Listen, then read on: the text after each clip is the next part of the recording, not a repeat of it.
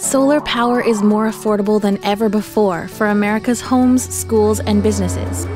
The price of the solar panels themselves are less than half what they were just 5 years ago. But there are other costs of going solar that haven't budged much at all. One of the biggest of these cost culprits is permitting. The good news is that you have the power to help your own hometown solve the permitting problem and clear the way for more solar roofs. When you go solar, you first need to get a building permit from your city or county, a process that should be a walk in the park, but is more often a maze of bureaucratic red tape. Long waits, unnecessary fees, excessive inspections, and heaps of avoidable paperwork all add up to big setbacks and costs. Altogether, these bad permitting practices can add over $1,000 to the price of an average home solar system.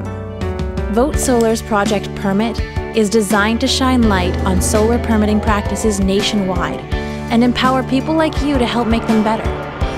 Better permitting means more rooftop solar, which keeps more energy dollars invested in your community and creates more local jobs. It reduces the need for expensive polluting power plants, giving us cleaner air to breathe and hope in the fight against climate change. Together, we can turn a little thing like local permitting into a big win for American clean energy.